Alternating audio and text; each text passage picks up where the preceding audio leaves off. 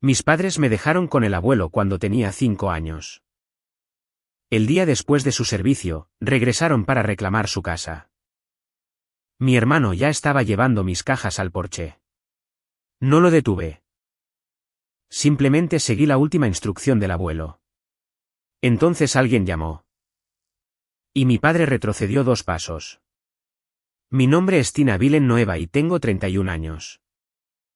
La mañana después de que le dijimos adiós a mi abuelo. Mi hermano arrastró mis 2 cajas al porche como si fueran basura y las dejó en el mismo lugar exacto donde mis padres me dejaron a los 5 años. Mi madre caminó por la casa eligiendo habitaciones y dijo, finalmente. Podemos vivir como una verdadera familia de nuevo. Mi padre me miró de arriba abajo en la cocina que yo había mantenido en funcionamiento durante años y me dijo. No eres lo suficientemente de la familia para quedarte. Solo eres la ayuda que se quedó más tiempo del debido. Vete antes de que tiremos el resto de tu basura. No discutí. No lloré. Hice lo único que el abuelo me hizo jurar que haría. Entonces llegó el llamado a la puerta. Mi padre, el hombre que nunca había retrocedido ante nadie. Dio 2 pasos completos hacia atrás y se quedó en silencio. Pensaban que habían venido a tomar una casa. No tenían idea de lo que ya estaba al otro lado de esa puerta. Antes de contarte lo que pasó después.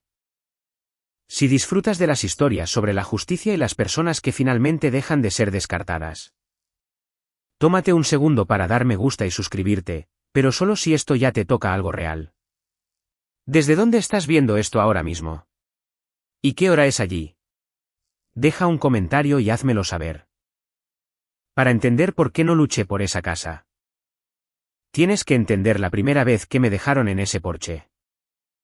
Tenía 5 años. Era a finales del otoño de 1999. Y recuerdo el frío con más claridad que casi cualquier otra cosa de todo ese año. Mis padres me habían llevado a la casa de mi abuelo en Alford, Ohio.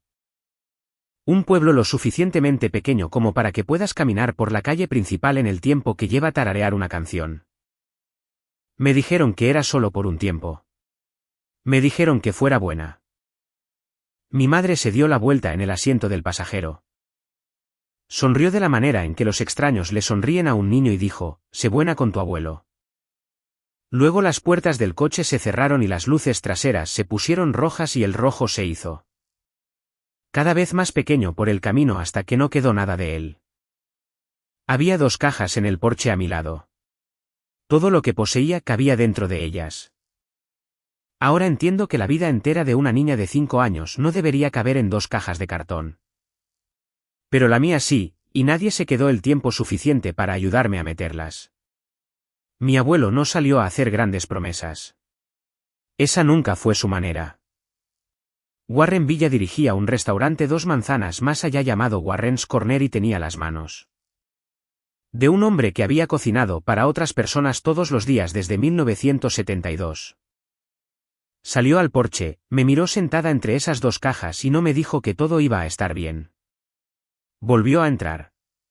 Salió de nuevo con una taza azul desconchada llena de cacao. Y se sentó a mi lado en el frío escalón, sus rodillas crujiendo todo el camino. Bebe despacio, dijo. Está caliente. Ese fue todo el discurso.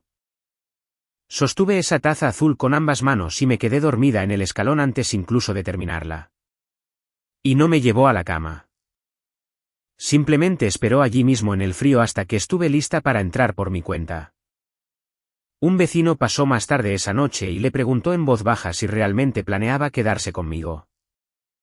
Yo era pequeña, y los adultos siempre asumen que ser pequeño significa ser sordo. Escuché cada palabra. No dejo niños en los porches, dijo mi abuelo.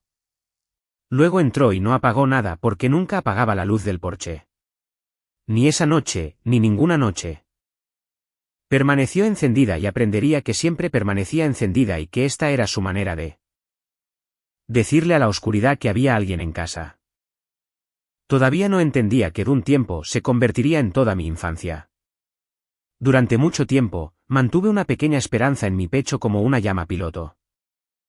Le pregunté una vez, quizás a las 2 semanas, Cuando volverían mi mamá y mi papá, no me mintió. Lo que he llegado a pensar que fue su propia forma de piedad. Simplemente dijo, no lo sé, cariño. Pero no tienes que esperar en el porche. Puedes esperar adentro donde hace calor. Y de alguna manera esa respuesta me enseñó más de lo que una promesa jamás podría haberlo hecho. Mis padres llamaban a veces en mis cumpleaños. A veces nunca preguntaban cómo me iba en la escuela o si había hecho un amigo o si era feliz. Cuando el teléfono de color crema atornillado a la pared de la cocina sonaba. Casi siempre era mi madre y casi siempre era por dinero. Aprendí temprano a dejar de correr hacia el teléfono. Aprendí a dejar de esperar en el porche. El cacao se convirtió en algo entre nosotros. Cada mala noche, una pesadilla, una fiebre, una niña mala en la escuela. El abuelo llenaba esa misma taza azul y la ponía en mis manos y decía las mismas 4 palabras. Bebe despacio. Está caliente. En algún momento dejó de tratarse del cacao. Se convirtió en su forma de decir. Tienes permitido ocupar espacio aquí. Tómate tu tiempo. No voy a ninguna parte. La primera vez que llamé hogar al lugar de Warren en voz alta. Tenía quizás 7 años y lo dije sin pensar. Él fingió no oírme. Incluso a los 7 años. Entendí que lo hizo a propósito para que no me avergonzara y retirara la palabra. Esa era toda la forma de su amor. Nunca se anunciaba. Simplemente permanecía encendido como la luz del porche. Ya sea que alguien lo estuviera mirando o no. Crecí dentro de ese restaurante y me crió casi tanto como él. A los 9 años, podía manejar la caja registradora. A los 12. Podía saber qué cliente habitual necesitaba una recarga antes de que se hubieran acomodado en una cabina.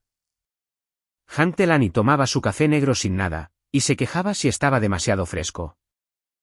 Como si un hombre pudiera ser insultado por las buenas intenciones. Ruth Kalewa quería tanta crema en el suyo que apenas calificaba como café. Y dejaba la misma propina exacta todos los días durante la mayor parte de 2 décadas. Conocía el restaurante como otros niños conocían sus dibujos animados favoritos. Sabía que tabla del suelo crujía, que cabina se tambaleaba si te apoyabas mal en ella. Y exactamente cómo sujetar la puerta de malla para que no se cerrara de golpe y despertara a toda la calle. El abuelo guardaba una caja de recetas de hojalata abollada detrás del mostrador. Y escribía todo en ella con su letra apretada y cuidadosa. La temperatura exacta para su masa de pastel, el truco de su salsa. Las pequeñas notas que solo él podía leer. A medida que crecía. Noté que había comenzado a escribir cosas en esa caja que no tenían nada que ver con la comida. Fechas, unas pocas líneas aquí y allá, nombres una vez. Nunca pregunté. Supuse que todo hombre mayor se gana el derecho de ponerse sentimental por algo. Él me enseñó lo que he llevado toda mi vida sobre un plato de huevos en la cabina de la esquina. La que estaba junto a la ventana donde le gustaba sentarse después de que la prisa de la mañana se hubiera calmado. No eliges tus lazos familiares, me dijo. Eliges a quién te quedas. Pensé que estaba hablando de mis padres. Pensé que era su manera gentil de decirme que dejara de esperar un coche que nunca iba a darla vuelta. Ahora sé que no solo estaba hablando de ellos, pero esa comprensión llegó mucho más tarde. Y le costó todo a mi familia enseñármela. No era un hombre perfecto, y no pretenderé que lo fuera porque él odiaría eso. Era terco con el restaurante. Discutía con el proveedor por 1 centavo. Mantuvo el letrero de abierto del mismo plástico descolorido durante 30 años porque reemplazarlo sé. Sentía como admitir que el tiempo había pasado. Pero cuando tenía 14 años sí quemé una bandeja entera de sus bases de pastel tratando de impresionarlo. Y me quedé allí esperando ser regañada de la manera en que mi padre me habría regañado. El abuelo simplemente miró la bandeja arruinada, luego me miró a mí y dijo, bueno. Ahora sabes cómo no hacerlo. Prepara otra tanda. Nunca me hizo sentir que un error era lo mismo que ser una carga. Mi padre tenía un verdadero don para hacer que esas 2 cosas se sintieran idénticas. El abuelo pasó años enseñándome que no lo eran. Hubo una Navidad del año que cumplí 10 que me enseñó exactamente a dónde pertenecía. Aunque me tomó mucho tiempo leer la lección correctamente. Mis padres habían prometido. Prometido de verdad en el teléfono crema frente al abuelo que vendrían en coche y pasarían las fiestas conmigo. Limpié mi habitación. Guardé una silla. Me senté en la ventana delantera del restaurante con mi suéter bueno y observé la carretera hasta que se encendieron las luces de la calle y comenzó a nevar. Y se hizo evidente de la manera lenta en que estas cosas se hacen evidentes para un niño que ningún coche vendría. No lloré frente al abuelo. Ya había aprendido a no convertir mi decepción en su problema. Pero él lo vio de todos modos, de la manera en que veía todo. Y nunca dijo una palabra sobre mis padres. Simplemente encendió el letrero de abierto en Navidad para ningún cliente en absoluto y llamó a Hank y Ruth y a algunos de los otros habituales que no tenían un lugar mejor donde estar. A las 8:00. Éramos 9 de nosotros apretados en las cabinas de la esquina comiendo pastel para cenar y discutiendo sobre la forma correcta de hacer cacao. Ruth me dio una bufanda que había tejido. Hank me enseñó un juego de cartas que todavía no puedo ganar. Nadie mencionó la silla vacía.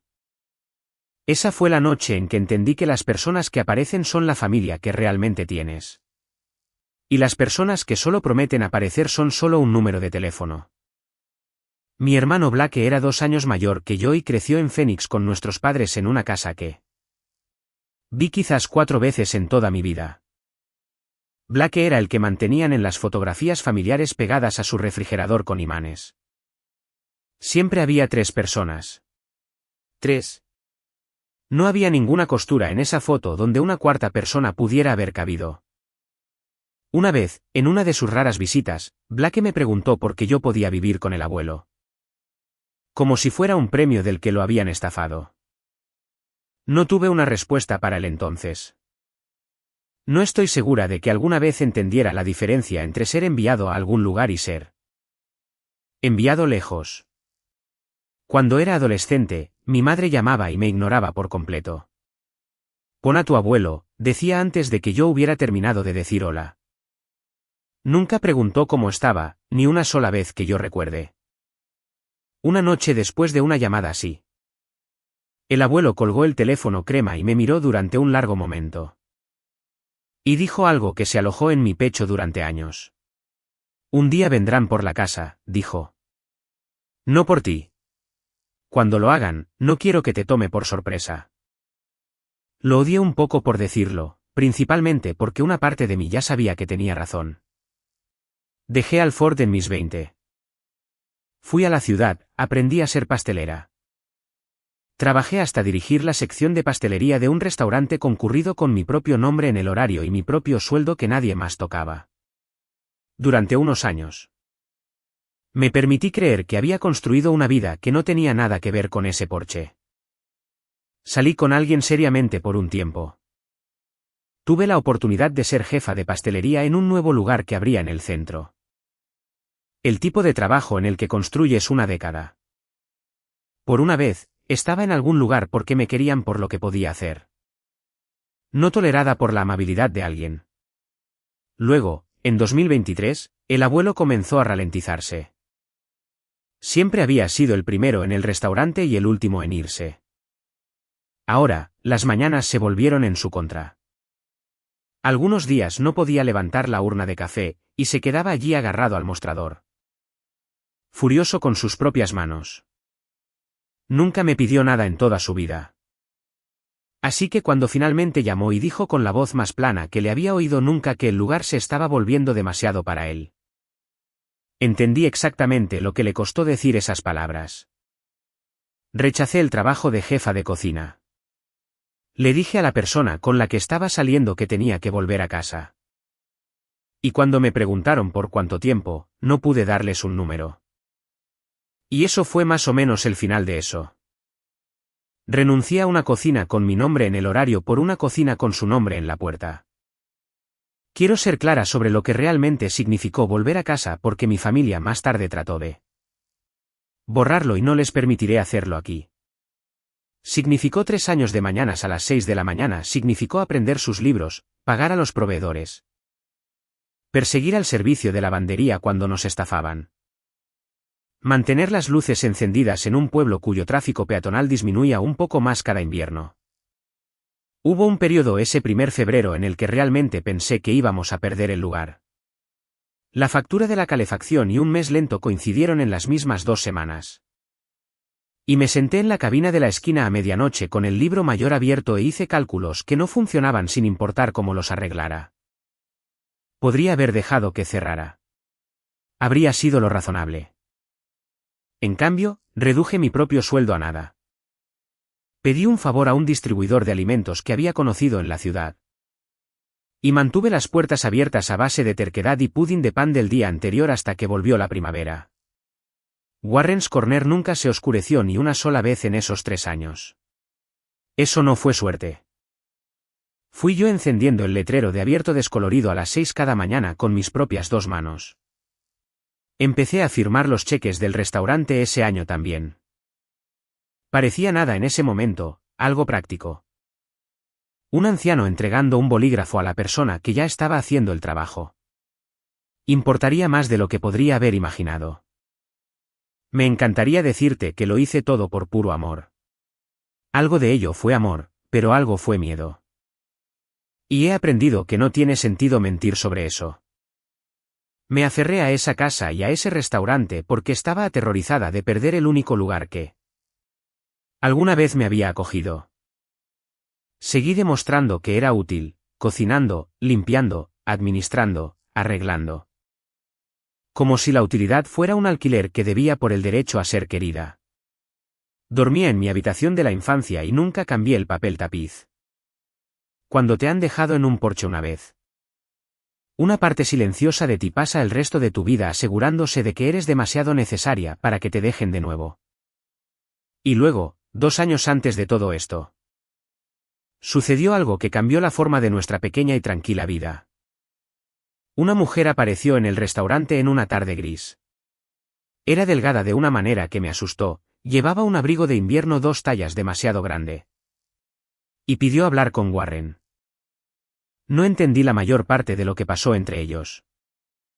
Escuché una frase dicha en la puerta antes de que ella entrara a sentarse con él. Él es la única familia que responderá, dijo. Su nombre era Rachel Doyle. 2 semanas después, ella se había ido y había un niño sentado en la cabina de la esquina. La cabina del abuelo, de 13 años, con los ojos hundidos. Sosteniendo una mochila en su regazo como si alguien pudiera intentar quitársela. Su nombre era Nolan. El abuelo le sirvió una taza de cacao. La sirvió en una taza azul desconchada, una que coincidía exactamente con la mía. Y cuando vi esa taza en las manos de ese niño, algo en mi pecho se apretó y se detuvo porque conocía esa taza. La reconocería en cualquier lugar. Era la misma del porche o su gemela. Y mi abuelo estaba haciendo exactamente lo mismo que había hecho por mí 24 años antes. Bebe despacio, le dijo al niño. ¿Está caliente? Le pregunté al abuelo de quién era el niño. Él dijo, nuestro ahora. Y cambió de tema. Y había algo en la forma en que lo dijo que me indicó que no insistiera. Así que no insistí. Hice lo que siempre hacía, que era hacer espacio. Nolan se mudó a la casa con nosotros. A la habitación de invitados que había estado llena de los viejos suministros de restaurante del abuelo hasta que la despejé en una sola tarde. No confiaba en ello al principio. Se estremecía cuando un armario se cerraba demasiado fuerte. Pedía permiso para comer, lo que rompió algo en mí, porque recordaba haber hecho lo mismo. Me convertí en la persona que lo llevaba a la escuela por las mañanas, que firmaba sus permisos. Que cocinaba su cena y se sentaba en el suelo fuera de su puerta en las noches que lloraba por una madre que acababa de perder. Hubo un periodo en el que se metió en problemas en la escuela.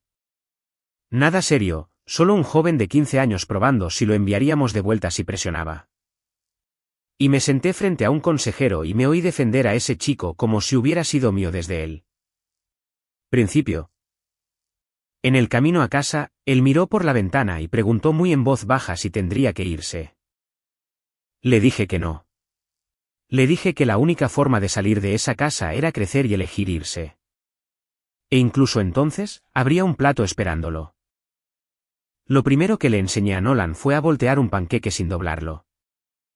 Porque el abuelo me había enseñado lo mismo en la misma plancha. Y se sentía importante transmitir algo ordinario y bueno. Quemó 4 antes de conseguir uno bien. Y cuando finalmente aterrizó limpio, levantó la vista con una sonrisa tan sorprendida de sí misma que tuve que darme la vuelta y fingir revisar el café para que no viera mi cara. Las malas noches eran más difíciles. Tuvo terrores esos primeros meses. Se despertaba seguro de que ya lo habían enviado a un lugar nuevo.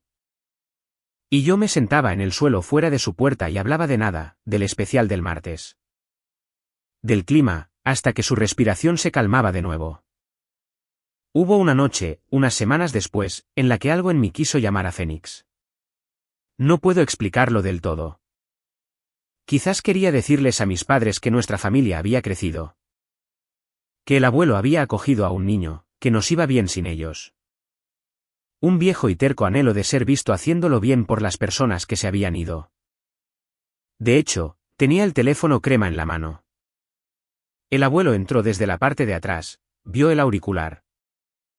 Me lo quitó suavemente de la mano y lo volvió a colocar en la pared. No a ellos, dijo. No sobre este. También son su familia, dije. En cierto modo. El abuelo me miró durante un largo momento. Y algo pasó por su rostro que no entendí hasta mucho más tarde. Algo viejo, duro y afligido. Tu padre no puede sentirse bien por este chico gratis, dijo. No después de lo que hizo. No dijo una palabra más al respecto. Y lo dejé pasar porque confiaba en él y porque aún no tenía idea de lo que esas palabras llevaban consigo. Su mochila terminó colgada en el mismo gancho que mi delantal junto a la puerta trasera. Comenzó a llamar hogar al restaurante sin darse cuenta de que lo había hecho. Y la primera vez que lo hizo, vi al abuelo sonreír para sí mismo como un hombre que acababa de ganar algo que había estado esperando durante mucho tiempo. Hubo exactamente una regla que el abuelo me dio sobre Nolan. Y me la dio en voz baja en esa misma cabina de la esquina. No les cuentes a tus padres sobre él, dijo. Todavía no. Pregunté por qué no. Cuando se enteren, dijo, quiero que importe. Recuerdo haber pensado que era algo extraño de decir. Y lentamente, a lo largo de los meses, entendí que mi abuelo no estaba escondiendo a Nolan del mundo. No se avergonzaba del chico y no estaba protegiendo ningún oscuro secreto. Estaba escondiendo a Nolan específicamente de mi familia. Mantenía la caja de recetas abollada cerrada con llave ahora y comenzó a reunirse con gente en la cabina trasera después de cerrar. Ruth, Hanky, una mujer que no reconocía al principio. Una mujer mayor con una tarjeta de presentación suave y gastada y una forma de escuchar que te decía que lo había hecho profesionalmente durante 40 años. Su nombre era Marjorie Bass. Era una trabajadora social jubilada y había sido quien ayudó a colocar a Nolan con nosotros. Ella y mi abuelo se sentaban con las cabezas juntas sobre papeles que no me mostraban. Y de vez en cuando captaba una palabra al pasar con una cafetera. Una de esas palabras era tutor. Todavía no lo entendía. Lo archivé con todo lo demás que no entendía y confié en que él me lo explicaría cuando estuviera ¿listo? Una vez intenté preguntarle directamente de qué se trataba todo el susurro en la cabina trasera. Era tarde. Las sillas estaban sobre las mesas. Y puse un café frente a Marjorie y dije tan uniformemente como pude que si algo estaba pasando con la situación de Nolan. Pensé que me había ganado el derecho a saberlo. Marjorie miró al abuelo. El abuelo me miró durante mucho tiempo. Te lo has ganado, dijo. Y te lo contaré todo, pero no esta noche y no por partes. Algunas cosas solo funcionan si suceden todas a la vez frente a las personas adecuadas. Si te doy la mitad ahora, intentarás arreglarlo de la manera amable, la forma en que arreglas todo. Y no funcionará. Confía en que te entregaré todo cuando sea importante. Fue la única vez en mi vida que me pidió que confiara en él sin una explicación. Y lo hice porque nunca había gastado esa confianza descuidadamente. Antes de dejar la cabina esa noche, me puso su propio llavero en la mano. Las llaves del restaurante, gastadas y suaves.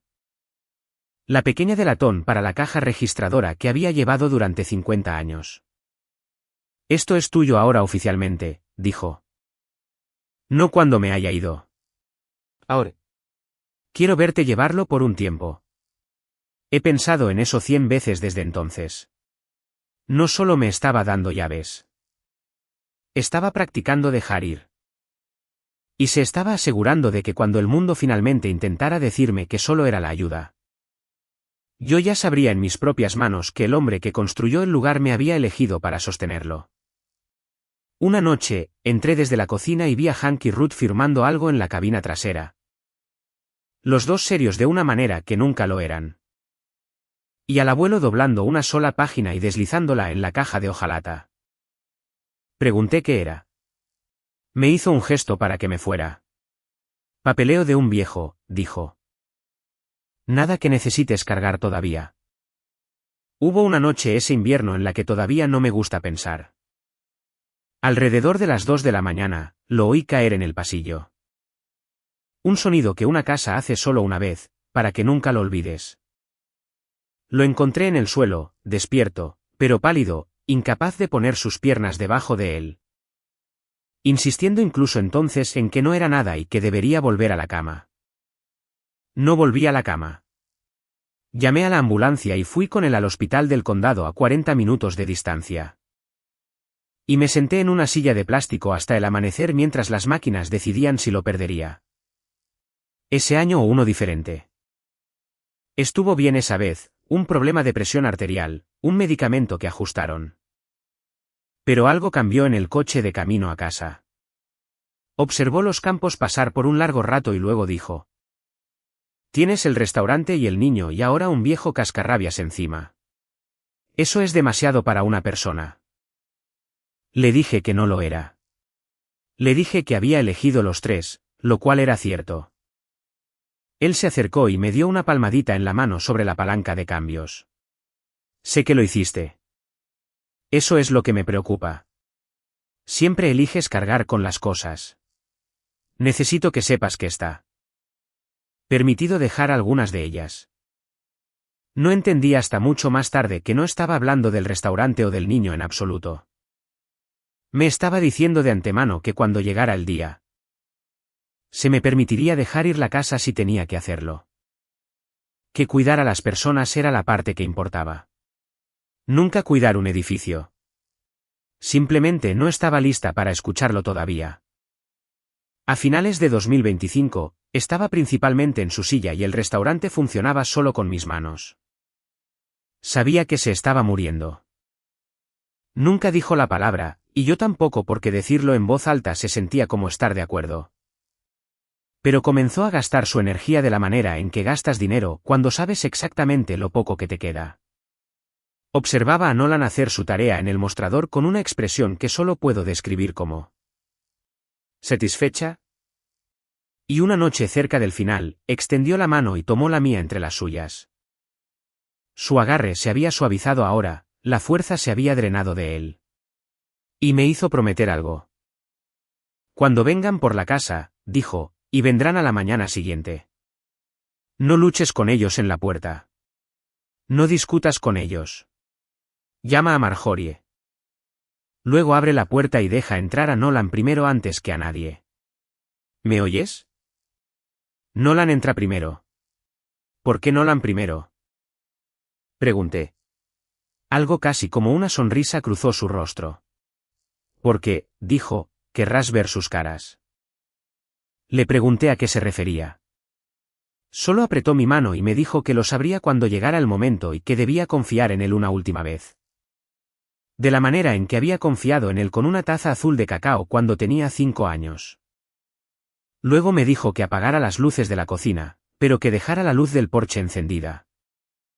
Y lo hice porque siempre lo hacía.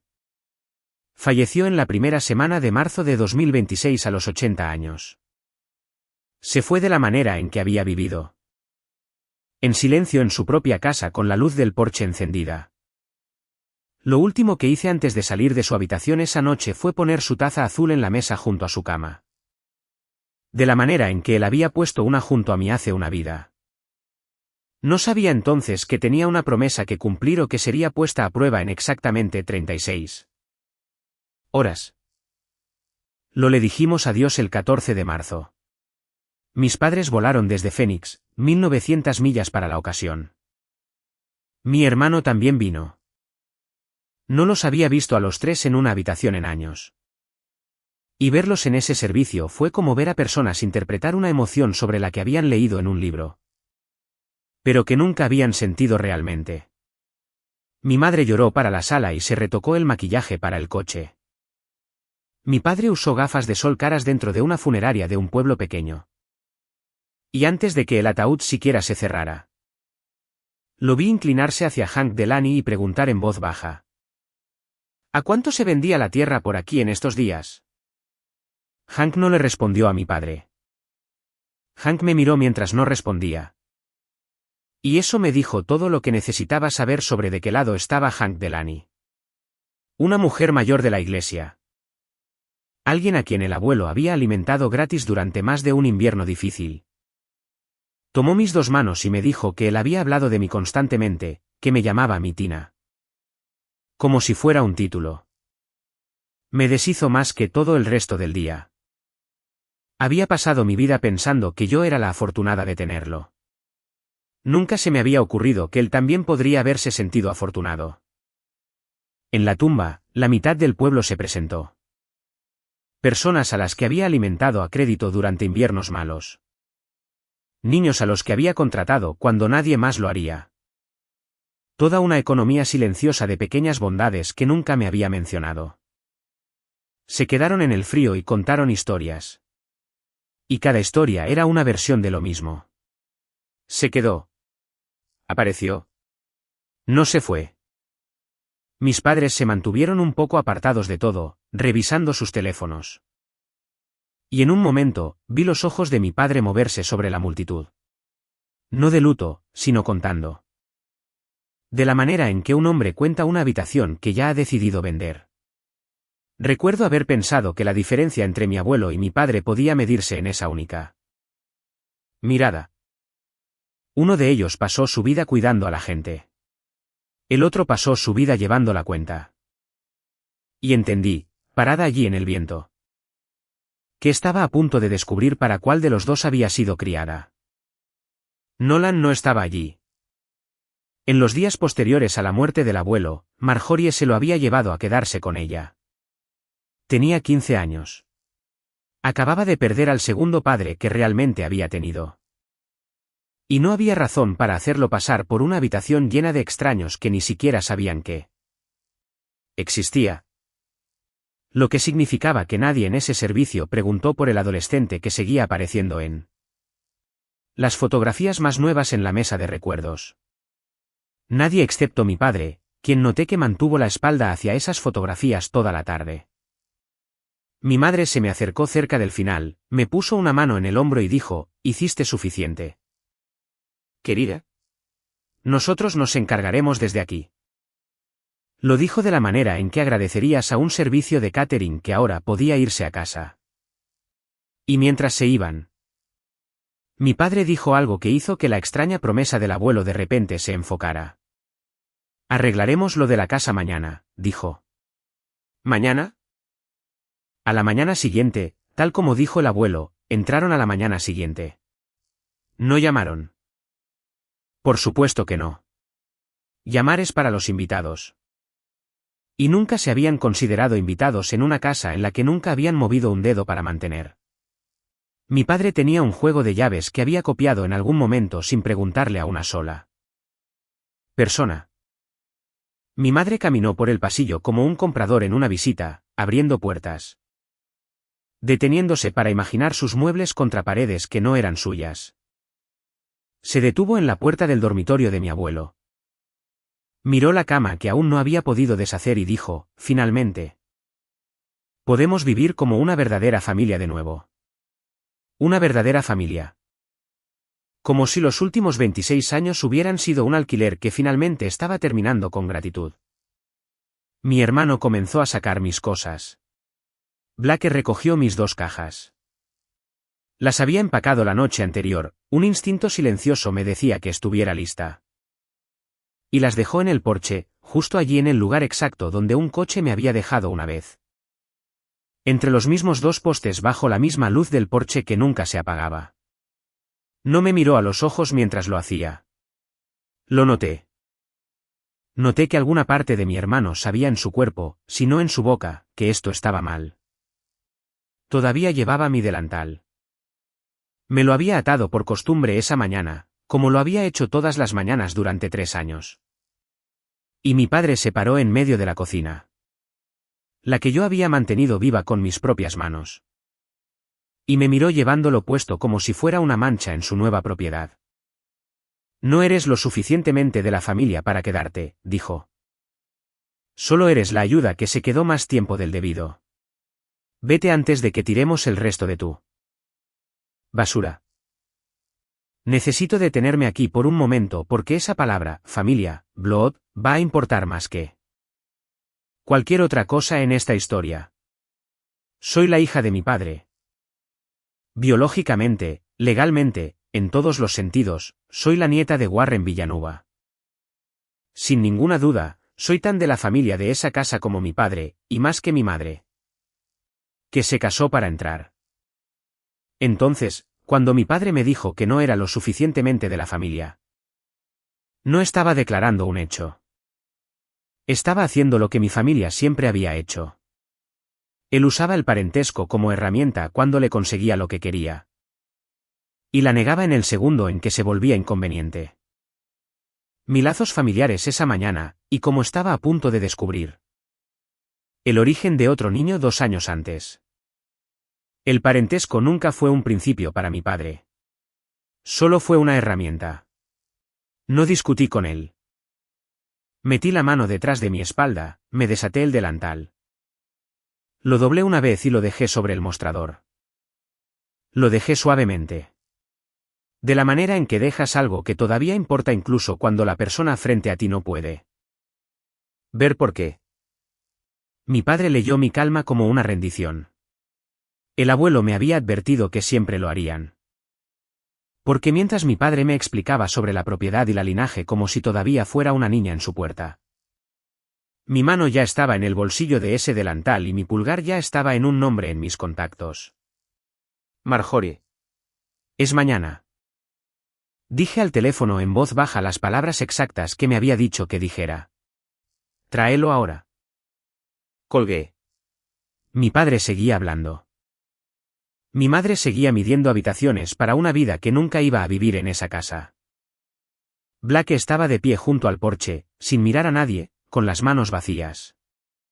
Ahora, antes de que escuches ese llamado, y te prometo que ya casi llegamos. Quiero que hagas algo.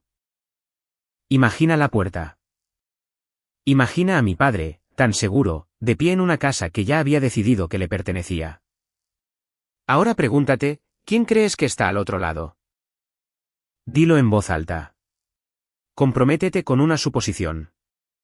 Luego escucha cuán equivocado estaba mi padre sobre cada una de las cosas que creía esa mañana. 11 minutos después de que hice esa llamada, escuché crujir la grava en el camino de entrada. 3 golpes sonaron en la puerta principal. No fuertes, solo 3, parejos y sin prisa. Y toda la casa se quedó quieta. De la manera en que una habitación se queda quieta cuando la puerta misma parece aclarársela garganta. ¿Quién es?, preguntó mi madre. No le respondí. Caminé hacia la puerta, la abrí y me hice a un lado como me dijo el abuelo. Exactamente como me dijo. Dejé que el niño entrara primero.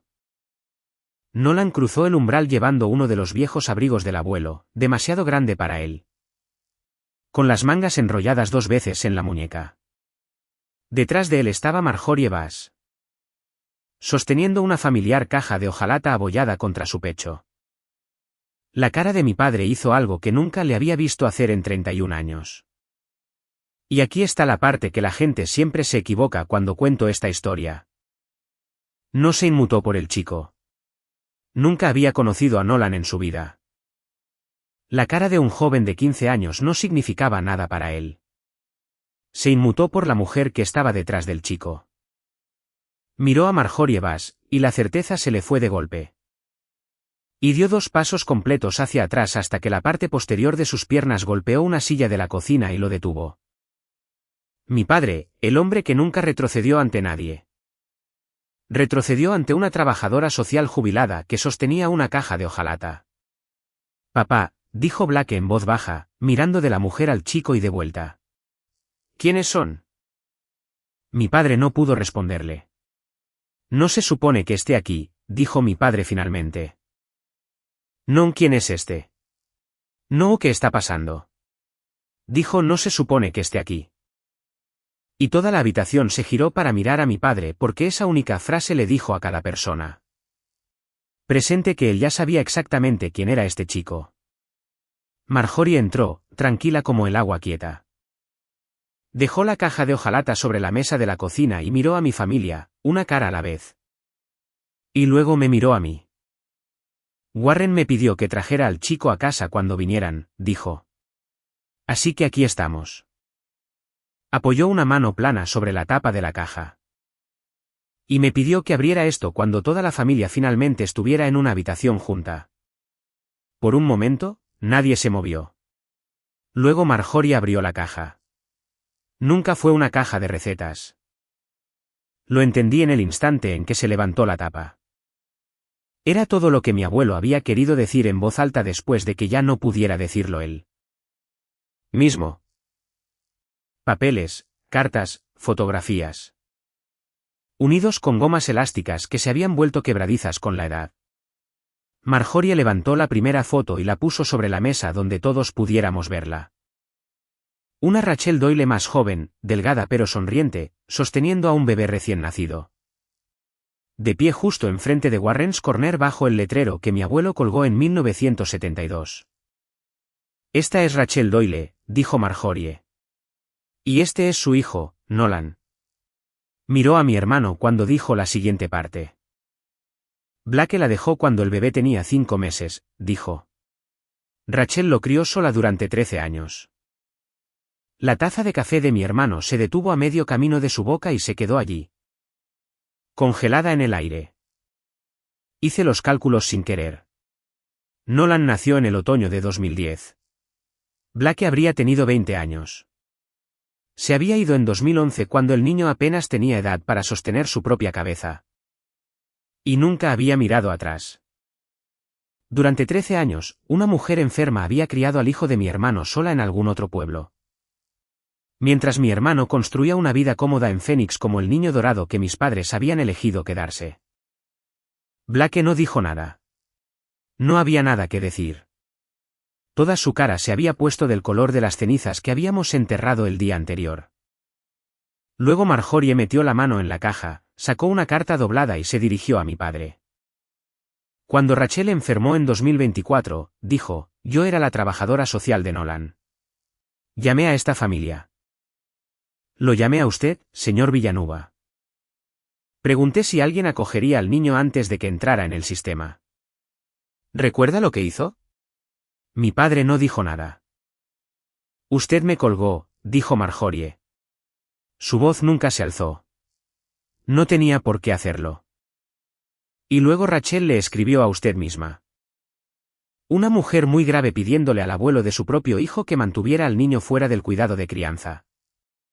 Y usted le respondió. Desdobló la carta y la puso sobre la mesa junto a la fotografía. Reconocí la letra al instante porque era la misma letra en cada tarjeta de cumpleaños que había recibido de mi padre. Es decir, casi ninguna. No contacte a esta familia de nuevo. 6 palabras de puño y letra de mi padre escritas como su respuesta a una mujer muy grave sobre su hijo. Lo sabías, dije. No era una pregunta. Estaba mirando a mi padre. Y sentí que lo último bueno que había estado aferrando sobre él se enfriaba silenciosa y completamente. Sabías que existía.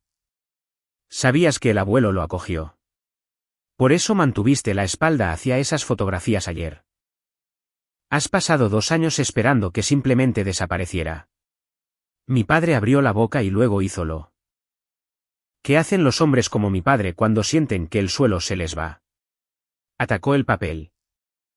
Esa carta no prueba nada, dijo, encontrando su equilibrio en la ira. Y sea lo que sea esa caja, lo que sea que mi padre escribiera cuando estaba enfermo y confundido. Lo haremos revisar. Un anciano moribundo. Esta mujer susurrándole al oído. Hizo un gesto hacia Marjorie sin mirarla. ¿Crees que eso se sostiene? ¿Crees que una nota garabateada se sostiene contra su propio hijo? Fue entonces cuando Ruth Kalewa habló desde la puerta. Ni siquiera había oído la puerta de Maya, pero Hank Delany y Ruth Kalewa estaban allí ahora. Los dos habían venido en coche esa mañana sin que se les pidiera. Ruth Kalewa, que dejó la misma propina durante 20 años.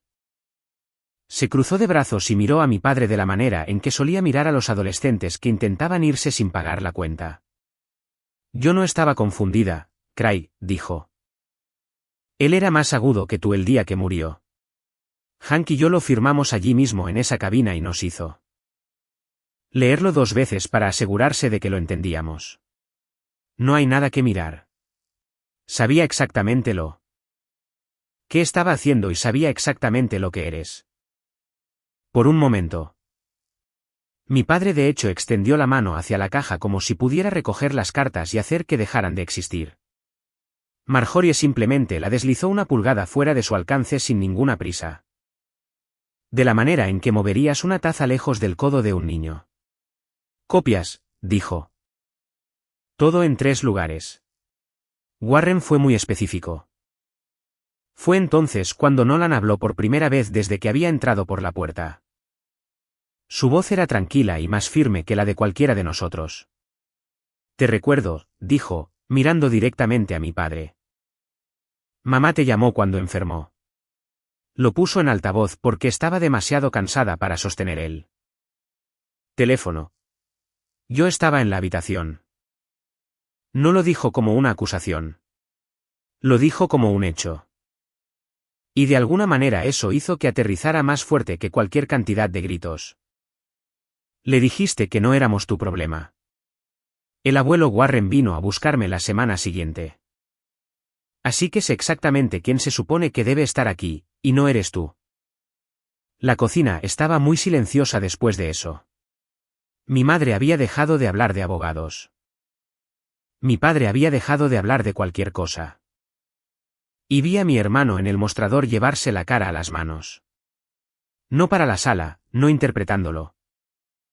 Sino de la manera en que lo hace un hombre cuando algo que pasó 13 años negándose a mirar está de repente sentado a 6 pies de distancia con su propia barbilla y sus propios ojos. Diciendo cosas verdaderas con una voz serena. Marjorie dejó que eso se asentara. Luego metió la mano en la caja una vez más.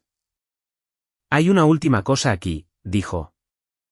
Sacó una sola página escrita a mano.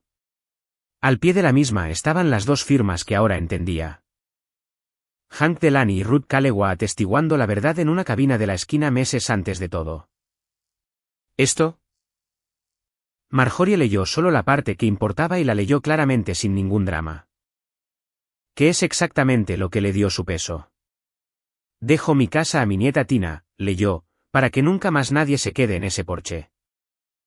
La casa nunca fue de mis padres para tomarla. Nunca lo había sido. Mi abuelo había escrito un testamento. Lo había firmado frente a 2 testigos en su propio restaurante. Y me había dejado la casa y el restaurante a mí. Mis padres habían entrado esa mañana seguros de que los lazos familiares los convertía en los dueños. Que un hijo hereda de su padre, que así es como funcionaban las sucesiones. Que nadie les había dicho lo contrario, así que nadie podía detenerlos. Y se habían equivocado todo el tiempo. La lazos familiares no decidía. ¿Quién se quedaba con esa casa? Warren decidió. Lo decidió hace mucho tiempo en el mostrador que construyó con dos de sus amigos más antiguos. Sosteniendo el bolígrafo con firmeza. El hombre al que en ese mismo momento estaban tratando de echar de su propia casa había acogido en silencio al niño que habían desechado. Y había guardado cada trozo de prueba porque sabía que la gente como mi padre solo respeta aquello con lo que no puede discutir. Mi madre comenzó a decir algo sobre abogados. Mi padre comenzó a decir algo sobre impugnarlo. Pero la lucha ya se había drenado de la habitación. Y ambos lo sabían porque no hay abogado vivo para la mirada en la cara de un hombre cuando la carta que pensó que había enterrado yace sobre una mesa frente a su otro hijo. Porque Blake no estaba mirando el testamento. Blake no había mirado el testamento ni una sola vez. Blake estaba mirando a Nolan. Miró la cara del chico. ¿Realmente miró? Quizás por única vez en su vida. De la manera en que miras algo que te aterra reconocer. Nolan le devolvió la mirada y dio medio paso más cerca de mí, colocándose justo detrás de mi hombro. De la misma manera exacta en que solía pararse detrás del abuelo. Ese es mi hijo, dijo Blake. Salió apenas por encima de un susurro. ¿No es así? Y la respuesta a esa pregunta, si mi hermano daría un paso adelante o se alejaría. Iba a decidir si a esta familia le quedaba alguna puerta abierta. Uno pensaría que ahí es donde termina la historia. La verdad sobre la mesa, la caja vacía, la casa a salvo, pero la revelación no fue la parte difícil. La parte difícil todavía era mía. Y era la única cosa que mi abuelo no podía hacer por mí desde un pedazo de papel firmado. ¿Qué haces con gente así una vez que ya has ganado? Si alguna vez has tenido que decidir eso por ti mismo, si cerrar una puerta o dejarla entreabierta. Y como sabrías cuál te arrepentirías, aférrate a tu respuesta. Te diré lo que hice con la mía en un minuto. Marjorie puso una cosa más frente a mí antes de que respondiera esa pregunta. Desde el fondo de la caja, debajo del testamento y las cartas y la fotografía. Sacó un fajo de sobresatados con un trozo de cordel de cocina, y lo puso en mis manos. Había 26 de ellos. Escribió uno cada año, dijo Marjorie. Nunca envió ni uno solo. Quería que los tuvieras todos a la vez para que entendieras. Nunca fue una decisión que tomó una vez y olvidó. Fue una que tomó de nuevo cada año que fuiste suya. 26 sobres, uno por cada año que mis padres no llamaron. Mis manos no estaban firmes cuando desaté el cordel. Y no creo que nadie en esa habitación esperara que los abriera allí mismo. Pero no podía esperar un segundo más porque su letra era lo más cercano que me quedaba a su voz. El de arriba estaba fechado. En el otoño de 1999, la noche en el porche. Leí la primera línea y la cocina se desenfocó a mi alrededor. La gente te dirá que te acogí por lástima, había escrito. No creas ni una palabra. Te quedé porque eras mía para cuidar. Había pasado toda mi vida creyendo que era una carga que un hombre amable había decidido llevar. Había pasado 26 años ganándome un lugar que, en el fondo, estaba segura de que no merecía. Y aquí estaba mi abuelo extendiendo la mano a través de todo eso. Diciéndome exactamente lo contrario. No lástima, nunca lástima. Me cuidó de la manera en que cuidas algo que siempre, desde la primera noche, fue tuyo. Abrí otro de cerca del final de la pila. Fechado hace 2 años. Ya sabía a qué temporada pertenecía antes de leerlo. Cuando Nolan apareció en mi porche, había escrito. No tuve miedo ni un solo segundo. No tuve que aprender a cuidar a un niño. Tú ya me habías enseñado. A quedarme. Levanté la vista de la carta. Nolan estaba de pie a mi lado ahora, no detrás de mí, sino a mi lado. Y finalmente entendí lo que mi abuelo me había dejado en realidad. Y no tenía nada que ver con los metros cuadrados o el valor de la propiedad. No me había dejado un edificio. Me había dejado una puerta y el derecho a decidir quién la cruzaba. Esa era toda la herencia. Todo lo demás era solo la dirección donde sucedía. Doblé las cartas, Las dejé con cuidado y me volví hacia mis padres, y por primera vez en mi vida. No les tuve miedo. Mi madre intentó las tácticas que la gente intenta cuando ha perdido la ventaja y lo sabe. Primero fue la lazos familiares, luego la edad. Luego fue la palabra que siempre había hecho el trabajo pesado en mi familia. Todavía somos tu familia, Tina, dijo. Después de todo lo que renunciamos por ti. De hecho, me reí. No una risa cruel, una cansada. No renunciaron a nada. Le dije. Me regalaron. Hay una diferencia. Y han pasado 26 años fingiendo que no la hay. Se estremeció como si le hubiera levantado la mano. Aunque mi voz nunca había superado el nivel que usaba para tomar una orden al otro lado del mostrador. Mi padre intentó lo último que tenía, que era hacerlo sobre la justicia, sobre ser razonable. Sobre cómo una casa era mucho para que una joven la manejara sola. Sobre cómo seguramente como familia podríamos llegar a algún acuerdo, dividir el valor. Mantenerlo civilizado. Le dejé terminar. He aprendido que dejar que una persona como mi padre termine es su propio poder silencioso. Se quedan sin camino más rápido cuando no les das la pelea que vinieron a buscar. Luego dije lo único que quedaba por decir. Y lo dije en voz baja porque finalmente había aprendido que silencioso no es lo mismo que débil. Mi abuelo me enseñó eso sentado en un escalón frío con una taza caliente hace mucho tiempo. La casa se queda, dije. El chico se queda. Ustedes no. Recogí el llavero que mi padre había copiado y lo dejé sobre la mesa frente a él. Quita estas del llavero de mi abuelo antes de irte. No las necesitarás. Mi padre abrió la boca y esta vez fue Hank Delany quien dio un paso adelante primero. Un anciano con una gorra de restaurante, sin decir nada en absoluto. Y mi padre cerró la boca y no la volvió a abrir. Había una persona en esa habitación con la que todavía no había hablado. Me volví hacia mi hermano. Black estaba sentado en un taburete del mostrador y no había apartado los ojos de su hijo desde él.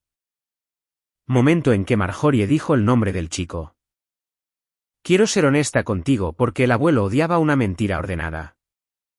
No sentía ganas de perdonarlo. No estoy segura de sentir ganas de perdonar a ninguno de ellos.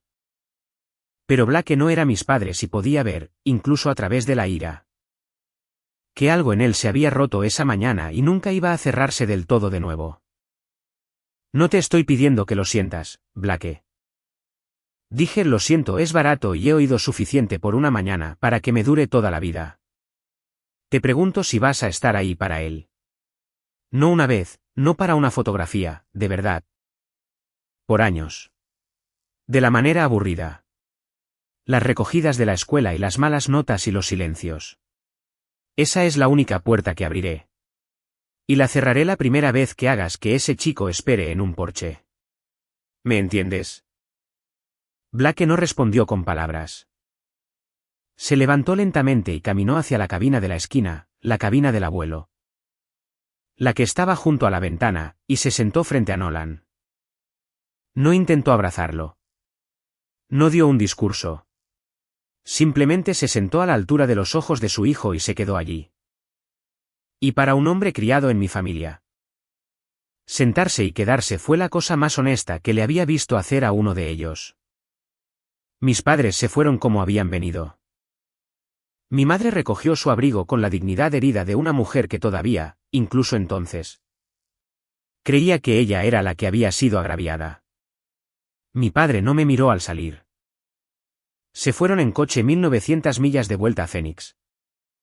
Más ligeros por exactamente una casa que nunca les había pertenecido. Y sentí la vieja llama piloto en mi pecho.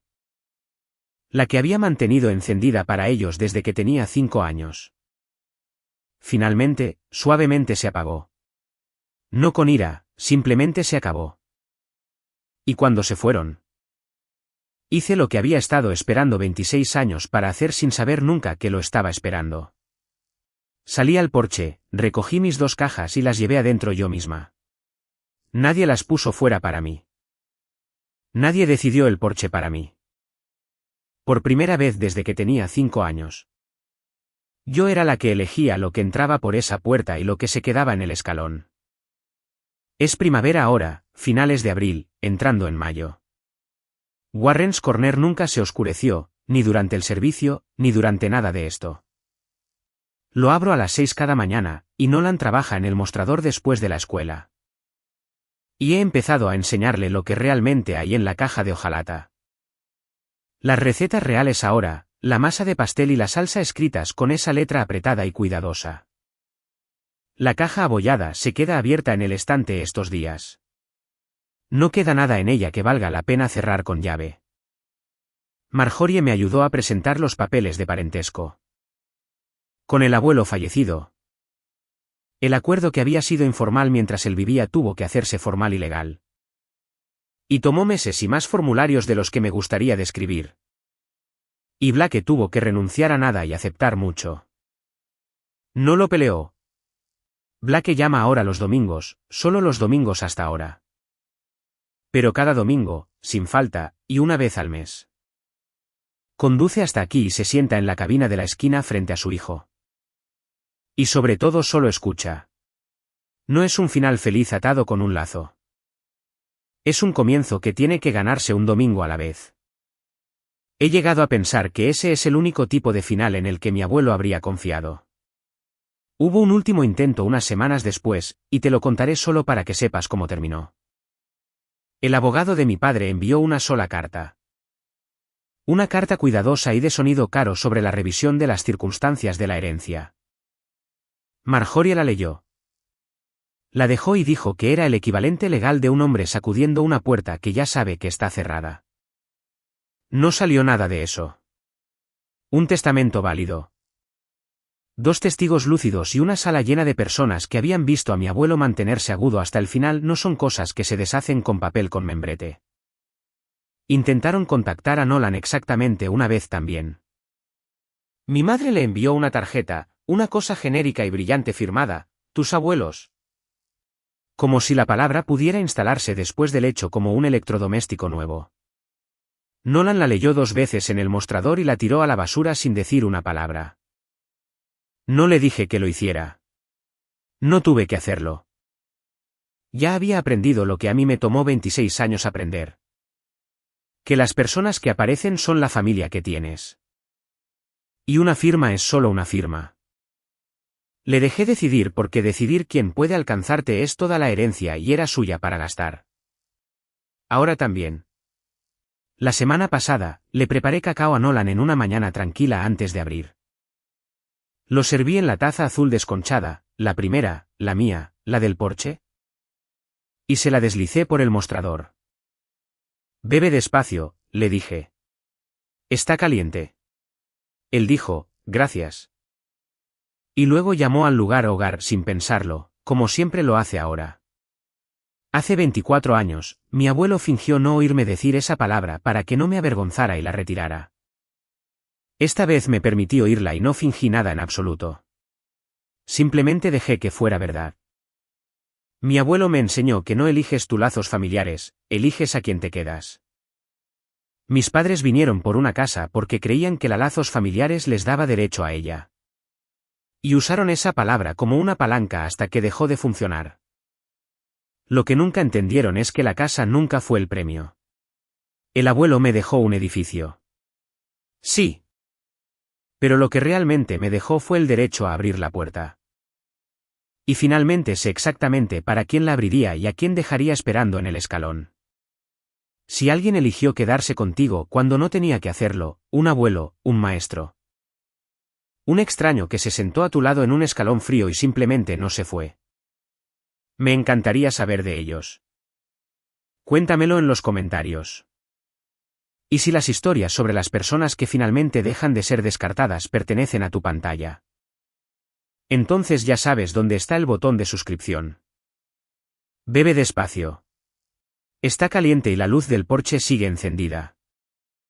Esta historia es completamente ficticia y está destinada únicamente para fines de entretenimiento y educativos.